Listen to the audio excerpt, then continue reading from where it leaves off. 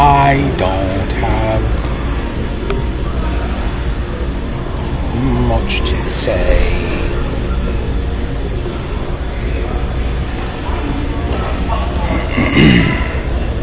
There's a couple of reasons. The first reason is going to be, I know there's going to be a bunch of noise and a lot of muting. That's a given based on where I'm sitting. Also, I don't have much to say other than something that just came to mind because of a few things that I woke up thinking about. Had some bizarre dreams about. It's the second time since I've been here about people coming from the sky. But in this bizarre situation, I reunited with my children after we were sucked up into the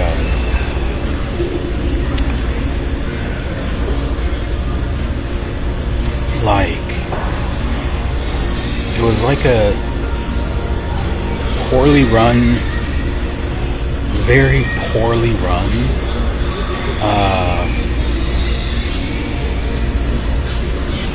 communist style, bureaucratic style, only follow rules building kind of thing where you go down slides and stuff to navigate. Bizarre. But I was with my children when I went into the place, and it was this, we got sucked up into the sky through a ramp, like a Mario Kart like thing. And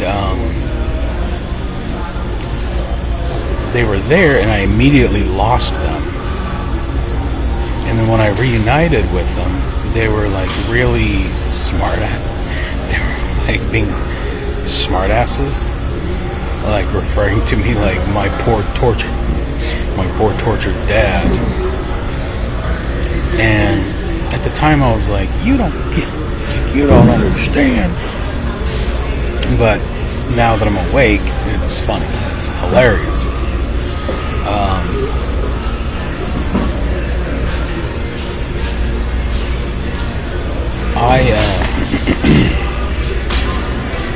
I just wanted to grok back and forth about this thing because it is a tactic that they use. And the first person that came to mind was, why does, and they use, like, they're all alchemy, magic, in the satanic sense, magic practitioners, except for their power comes from literally feeding human sacrifice to demons. That is their, like, is this thing working? Yeah, everything's on and plugged in. I just think it's out of water.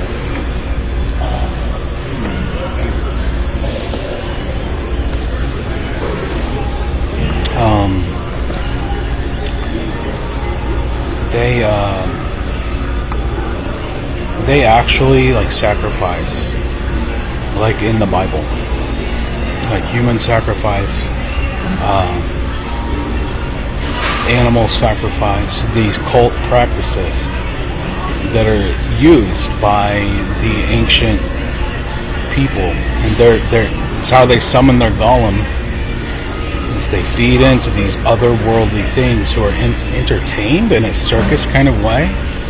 I think they don't fully understand or grasp that nature of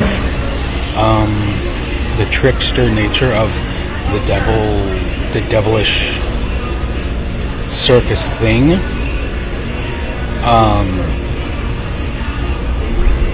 Is my understanding that these otherworldly entities respond in kind to any sort of chutzpah, what's called chutzpah in Hebrew. It's the opposite of suicide. It's audacity. It's having the audacity to go for it. And going for it, believe it or not, killing another human being is a demonstration to these devils of audacity and chutzpah. And but they return in kind the exact opposite, the energy in the other extreme, which is creativity, which is what I'm doing. The reason this comes to mind is because it's evident in their magic. Their magic employs antithesis, synthesis through antithesis. It's the same way. It's like when the same practical principles apply to an emulsion. Anybody in the restaurant industry ought to know what an emulsion is. It's salad dressing. Oil and vinegar. Oil and water.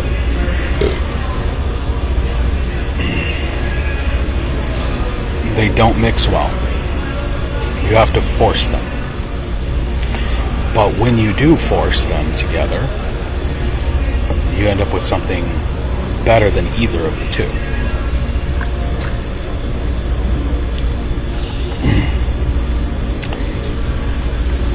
This psychological manipulation comes from something that they employ. I'm going to give you the best popular example by asking Grok this question. Why does Sam Harris hate Donald Trump so much? Is he retarded? Or does he have some secret reason for acting like DJT is his sworn enemy? See what Grok has to say about this. Because but just like every other person who's pretending to care, the whole intellectual dark web, Joe Rogan, Brett Weinstein, Eric Weinstein, I'm calling them out. They're a bunch of pussies because of the trickery, because of their unwillingness to address real, fundamental, raw, obvious issues. When the 2020 election bullshit was happening, Eric Weinstein was making claims, public claims on Twitter about, well, whoop-de-doo, we can't figure it out. Oh, it's a mystery. And my first thought, and I actually responded to one of his posts, I was like, hey, math guy, this is a math problem. Count the votes. Just count the fucking votes. Count them. Determine how. Figure the fuck out how it is that mail-in ballots can be received, when they can be received. I even made I never got it filled out, but it was here come the golem. Let's see if I can pull this spreadsheet up while waiting for the golem to shut the fuck up.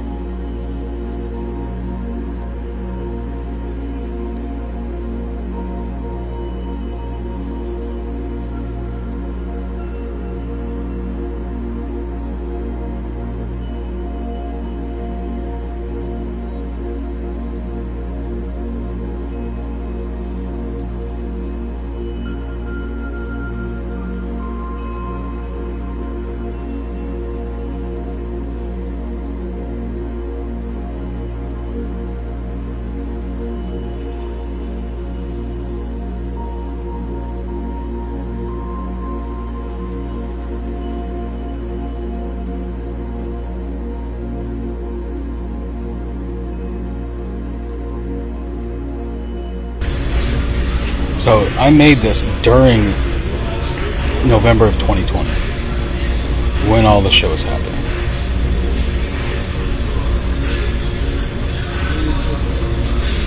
And I screenshotted it and posted it on Twitter as a response to Eric Weinstein's "duh, I can't do math" bullshit. A fucking mathematician. And I was like, okay. Put this is really simple. Look.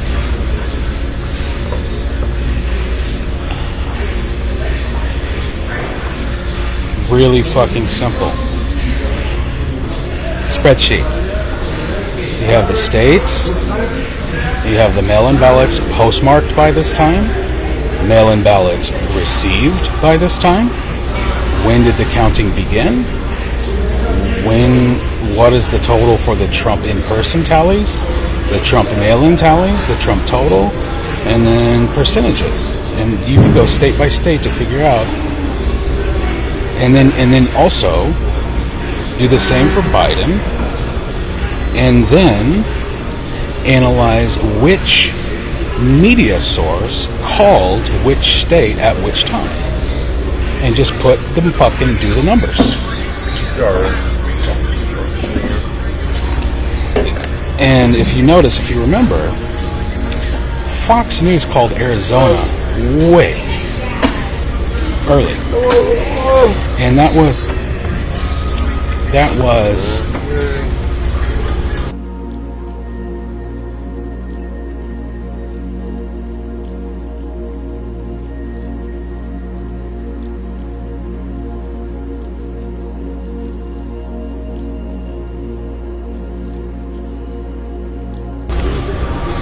one of the contested states, along with Nevada, right? It was all theatrics. Every single bit of it was theatrics. Someone pushing a button. They're all just playing around. Remember when Fox News called Arizona way fucking early in 2020? And then the people in the news were like, "Oh, well, gee willikers, it's all theatrics," and it always has been. And so, and including the controlled opposition, the people who are pretending to not ask questions about why virus images don't exist, people who won't do basic fucking math to figure out who actually won the 2020 election, people who, whatever, it's all bullshit. So my question about Sam Harris, this relates to Spyfare. I'm going to see what he says about Sam Harris, and then we'll go from there. Sam Harris's strong criticism of Donald Trump stems from a combination of philosophical, ethical, and political concerns rooted in his perspective as a neuroscientist, philosopher, and public intellectual. Suck his balls. You know he's Jewish, right? I mean, I'm kidding. He's not. He's Buddhist or something. Because Judaism is a religion. Right?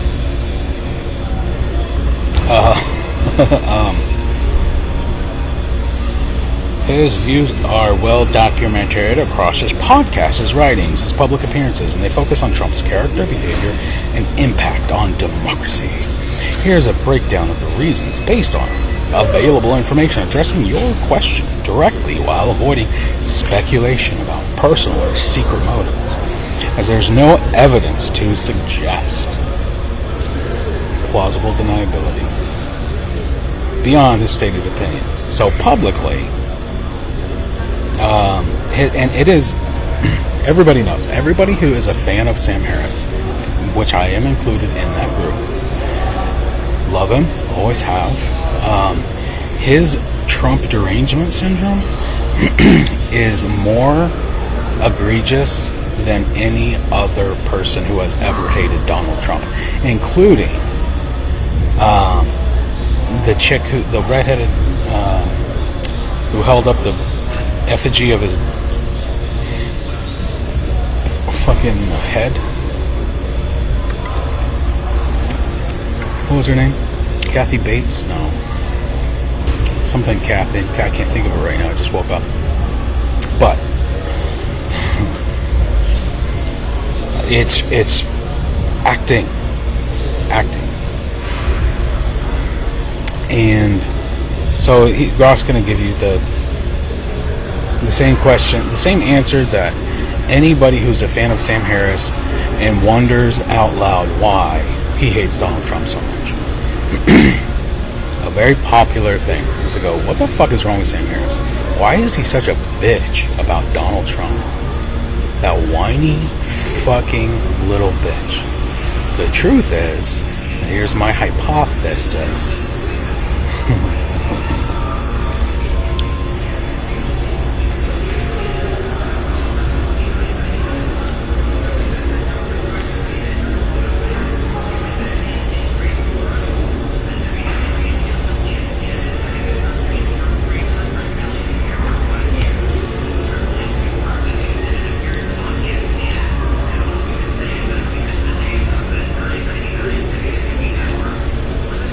My hypothesis, and I'll give you the explanations to other corollaries to this bullshit, is that he doesn't hate him at all. At all. They're best buds. It's theatrics. But yeah, of course Grok's going to tell you what you already know. Lying and disinformation. Yeah, he doesn't like him. Yeah. He doesn't like him for the same bullshit that he is guilty of himself.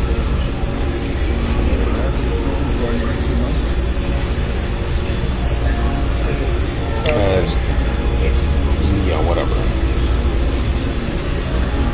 Osama bin Laden, censorship, yada yada.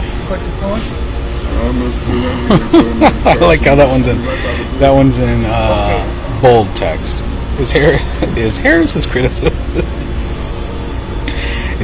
criticism emotionally driven or, quote, retarded? Your question about whether Harris is retarded seems to probe whether his stance is irrational or emotionally driven. Harris's arguments are grounded in his broader intellectual framework, yada yada. His critiques are detailed, often citing specific examples of Trump's behavior, such as yada yada yada yada yada. Wrecking ball, yep. Because the goal is to get the intelligentsia to respond the way they want the intelligentsia to respond. So you have a public character. You have your golden calf that you worship, which is Sam Harris, the atheist, doing all the things that you are supposed to do. That's how it works. That's how all mythology, all theatrics has always worked. And so you agree with that. It's easy to agree with. You can as a really hyper intelligent, high IQ person say, okay, yes, I agree. These things are true about that fucking queer. Donald Trump is a fucking just a lying piece of shit. Get you fired up, get you emotionally attached to it, like a mother suckling, like a child, like a baby suckling his mother's tit. And then there's no secret reasons, of course. Okay. Now, new question. Is there evidence, since Grok likes to say there's evidence or not evidence, is there evidence of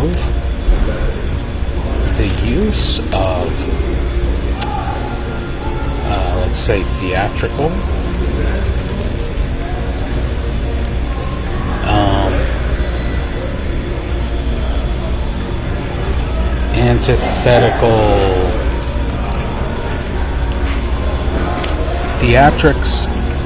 theatrical antithetical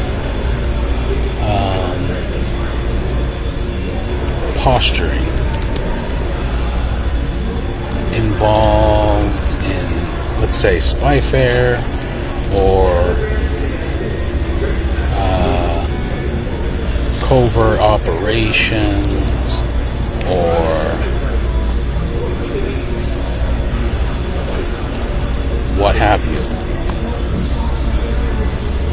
used for the intention of creating the idea that two people or two parties working together actually hate each other.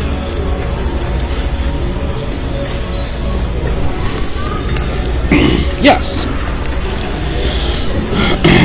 Yes, there is.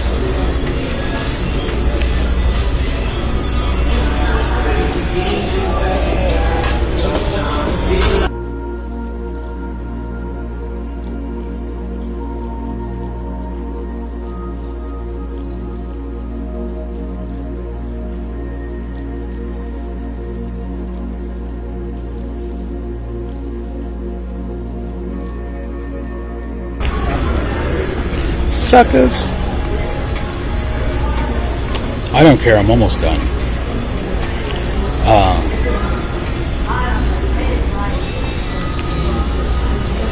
Yes, there's evidence of theatrical antithetical posturing in espionage and covert operations where individuals or groups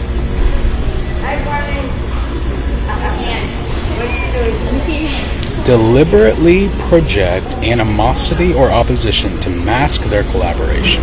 This tactic, often referred to as a false flag or deception operation, is used to mislead adversaries, protect sensitive alliances, or manipulate perceptions, historical and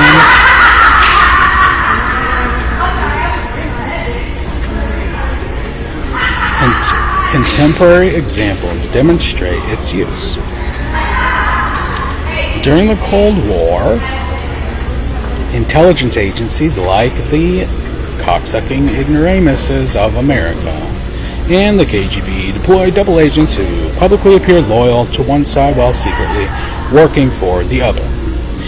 For instance, some Soviet agents posed as staunch anti-communists to infiltrate Western networks. Yes. Operation Mincemeat. So yes. Now, so I don't have to sit here among the monkeys so that I am not compelled to remain seated among the savagery, the anti-intelligentsia. I'm just going to can I do this? Produce a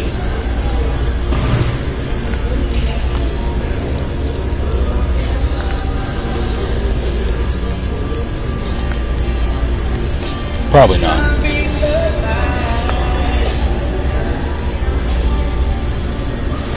It's 11. It's fucking 11 o'clock in the morning. 12, I guess it's not that early.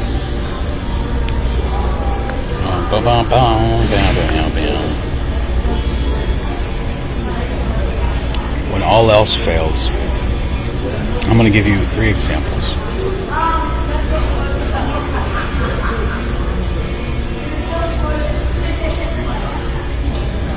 Three. Magic number. Fort Stewart. Where's that? Texas? Let me guess. Texas, the Lone Star State? The holdout? Where's Fort Stewart?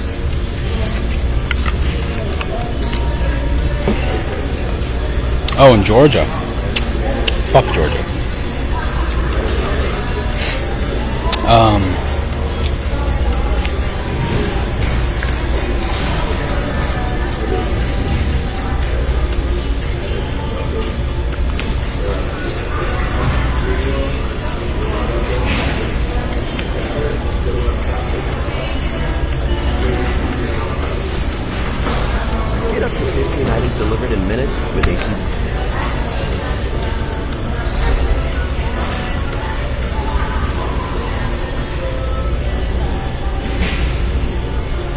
Sorry.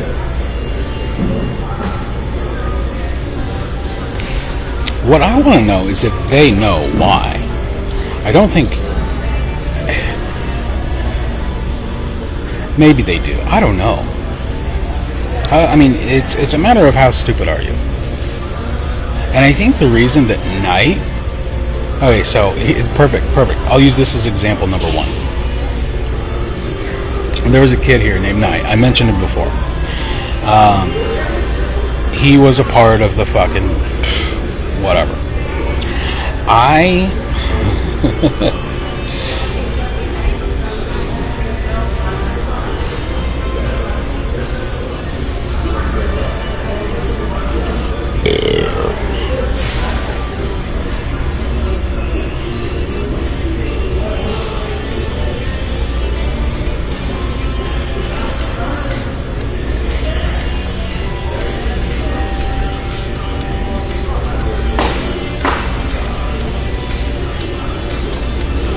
Whatever. I named names. So when I was reported to the staff, the management staff here, that there are federal agents inside of this building. Reported to the management staff, and it is. I don't think it is anyway a secret from the top to the bottom, including the liaison between the homeless shelter and the city, the municipality wherein I am presently located, that there is high concern over criminal psychopaths, organized crime within the federal government fucking with this shit. And who's acting on behalf of what party, I don't care. I mean, I do care. Thank you. For my protectors, thank you for the angels among you, and fuck you to demons. Fuck the demons. When I brought up and named the names Sam and Knight as FBI agents or confidential/criminal informants for the FBI, the staff member to whom I was speaking, because I named more than those two names, the staff member to whom I was speaking deliberately, like on purpose, said, I doubt that those two specifically, like I hear you out on the other ones, whatever, but those two? No way, man. And I was like, yes, way, man. I know it. They revealed themselves. They're stupid fucking idiots. Their job is to be a low IQ, stupid fucking retard. That is their job. It's the job of the FBI agents. It's the job of the CIA agents to be stupid, satanic fucking faggots. Okay? And it's even more revelatory. So there was another moment. There's been many, but I'm going to try to bring up three, and the third one, William Joseph Prettyman is going to love it. Antithesis. This is my antithesis-synthesis hypothesis. So the second one was this guy, Adam. And I walked up to, I was talking to him about just the facts. I was like, yeah, there's a hit on my, I have a hit out on me. Organized crime has a hit out on me. There's a specific amount payout. It is directly tied to William Joseph Prettyman and the criminals in Lone Jack and the Kansas City mob and all of that. It's all tied together. That is a fact. The reason for it being they botched a fucking operation where they're trying to make me a patsy. I'm not deviating from that. I know it for a fact. Okay? You're not going to convince me otherwise. I know what I've seen, and you can't. I would hear you out. I would hear you out, but you're not going to be able to put all the pieces together on the plyboard the cork board with all the lines drawn together, connecting each other, as well and organized as I am. There's no fucking way. I've already demonstrated that Sharon Zier committed the crime of falsifying medical records. Okay? There's evidence out there somewhere that William Joseph Prettyman posted on Facebook, "Rest in peace, Ryan Swift," the day after I was approached by a Kansas City police officer who had most likely the intention of shooting me and planting a weapon. Evidence exists that I was working. I have it in my pocket. If my Uncle George wants to make some bullshit lie up about me not even ever working for him, I still have check stubs in my pocket from his ledger. Okay? Now, where I am now, I approached this guy. I was like, and that guy over there, what are your thoughts about that guy? The big fat-headed guy, the egg-headed, fat-headed guy. Oh, and also, last night something happened that I'm going to use in my case. I won't get specific, but something happened involving evidence on a camera.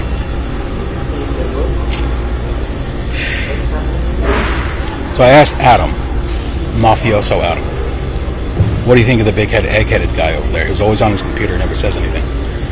Just meandering around like a fucking retard. Adam, because Adam's an alcoholic, couldn't shut the fuck up about how much he hated him. Just wouldn't. I was like, Jesus, man. He's right there. He can hear you. He's like, that fucking guy. I bought a bit of fucking. He asked me for a cigarette. I offered him a cigarette and blah blah blah. He described his personality and would not shut the fuck up about how much he didn't like that guy. Like, in a way that was beyond reason to have. I was like, I don't even like that guy. He's working for the mafia and trying to kill me. And I don't have that much animosity towards him. So I was like, oh, you just confirmed my suspicion. Thanks, buddy. You stupid motherfucker. And the third one involves the death, the murder of Joseph Anthony Searing. The cold-blooded murder of Joseph Anthony Searing.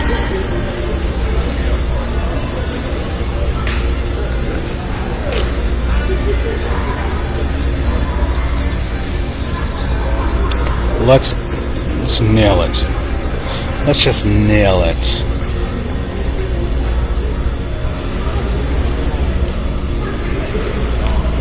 Nail it.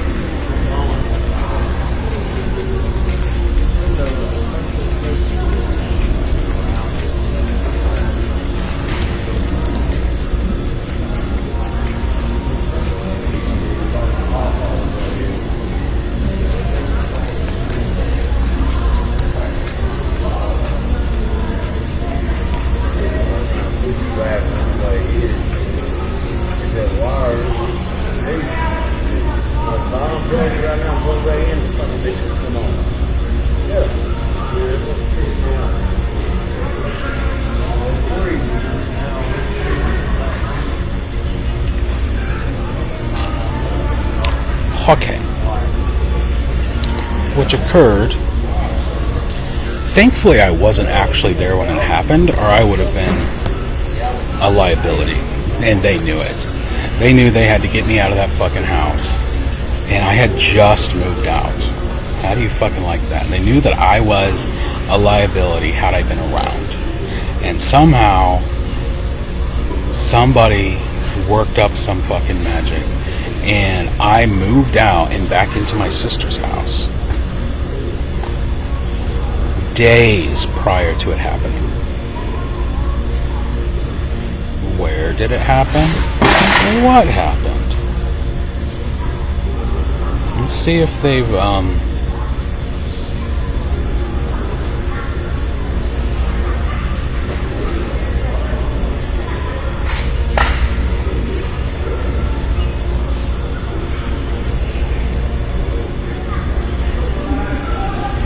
let's see if they've cleaned it up at all.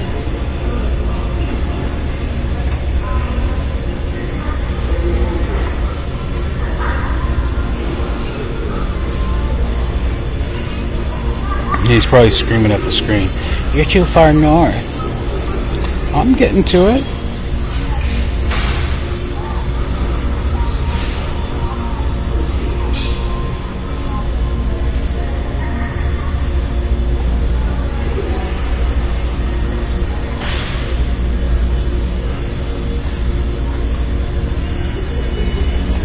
Okay. The house to which I am referring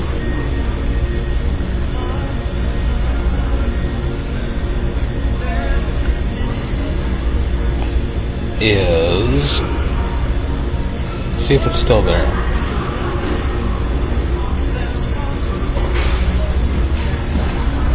It is still there. 1119 Southwest 24th Street Court. This is the house where I experienced my first alcohol poisoning. I used to park right here in front. Joey would park his Grand National down here. Willie would park his fucking Malibu over here. Did burnouts. We had a good old grand old time. I even remember coming up this road here in the Grand National with Joey. Wow! And every time someone would pull in here, it was always a joke. It was always a wow! To see if you could get it up to a certain speed and then slow down enough to get around this fucking bend. And it was always anybody who, if they lived in this cul-de-sac at that time, you could walk up to any single one of them and say, "Hey, what was it like in 2006 for this house?" And they would tell you, "What the fuck?" We missed it. He was up to I think he hit almost 90. Probably. Nah, it was probably 60 something. But I mean, in one block. And he couldn't. His brakes, whatever the fuck, and we went through the trees. Dodged every fucking tree. He was like, boom, boom, boom, boom, boom. No, it just maybe he scratched the paint a little bit, but he dodged all the fucking trees. I was like, "You fucking psycho." Then came out and went back up like this. Intense shit. Adrenaline junkies. These are fucking mafioso adrenaline junkies. This is how this shit works. Grew up with them. Spent a lot of time with them. After Joey's death, I was the only person willing, because the Kansas City KCTV5 was parked out here, and everybody was like, "Don't talk to them, don't talk to them." They were just parked for 2 days, for at least a day and a half, 2 days. And I was like, "I'll talk to them." So I took my stupid fat face out there, and I was like, and that was my first brush with, man, all the memories are coming back. That was my first experience with, and I was 19 years old. 19 years old, 20 years old. It's my first experience with realizing the fuckery of the media. I was like, that's not how it went. That's not how it happened. It was my first experience. I was 20 years old. I was like, yes, I went out with my face on my head. I looked at these people. I talked to these people. And this is how the interaction occurred. And I had the memory of that. And then when I saw it on the news that night, I was like, they asked me so many more questions. They misconstrued the entire thing that I was getting at. They totally and deliberately made it look like it was a drug house, which I guess in retrospect it was. In retrospect, it was a fucking mob house. I had no idea what I was next to. Just right fucking next to. My whole fucking... Anyway. At that time, Jessie Waltz, her family came from Florida. Her mother betrothed a friend of mine in Lone Jack, her father. Jessie Waltz's mother, pretending to be a hardcore Christian, was one of the most psychologically manipulative cunts, and I know Misty agrees. Anybody and everybody knows that Jessie Waltz's mother is a psychopathic, manipulative fucking cunt. And she tricked Misty's father out of her inheritance. She would have had, and it's still to this day a sore subject.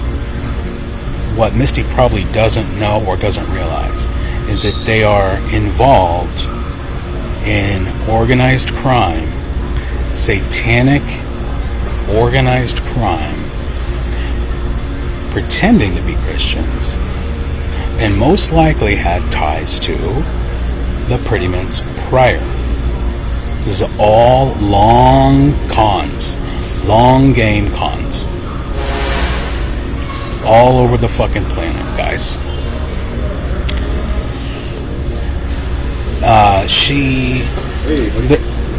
There ain't no water in here. Oh, no. Nobody wants to fill it up. She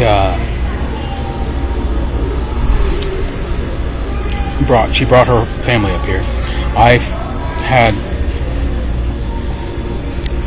let's say, affections for both of them, the sisters. I think it was 3 sisters. I can't remember. I don't fucking care.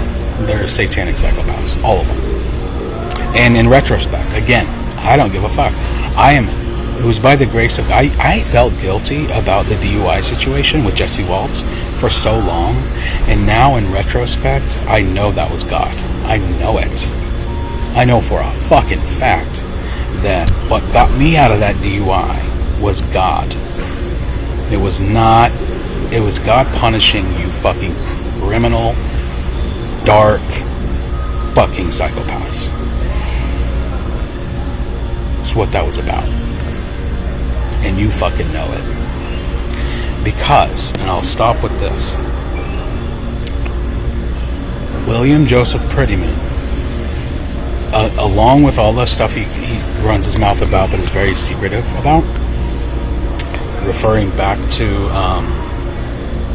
For the purposes of trickery, referring back to the Grok conversation about antithesis, he, to this day, will say that his mother hates Jessie Waltz.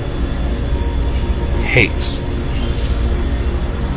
Every single time you bring up Jessie Waltz, he can't go 4 fucking seconds without mentioning the fact that his mother, Carol Prettyman, hates her. Why? Why do you think that is?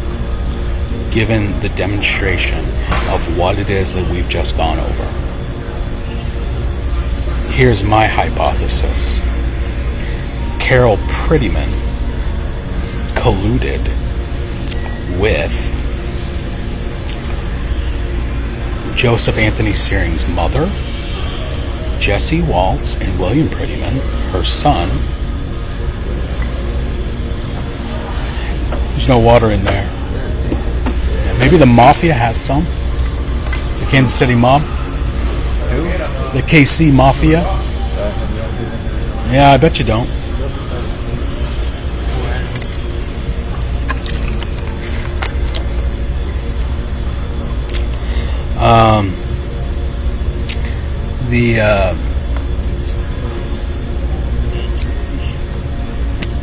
they all colluded to kill him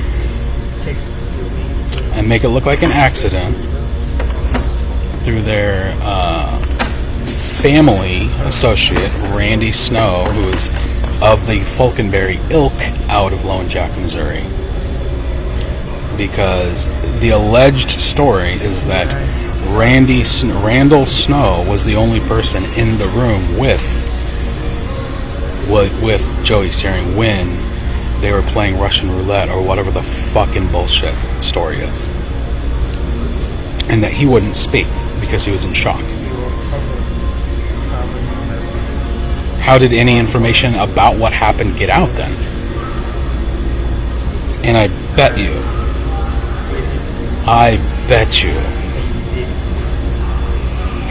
that William Joseph Prettyman was in that location that day. I would wager my immortal soul. You know how seriously I take spirituality. I would wager my immortal soul that William Joseph Prettyman was in the vicinity of 1119 Southwest 24th Street Courts on the exact hour that Joseph Anthony Searing shot himself in the head on accident. And I would testify in a federal court to that and give all the details of everything I knew about everything that was going on in that house at that time. Do you see what happens when you fuck a stranger in the ass? Look at me. Do you see what happens, Larry?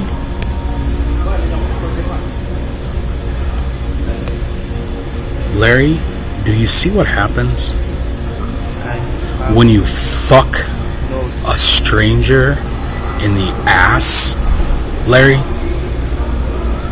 This is what happens, Larry, when you fuck a stranger in the ass.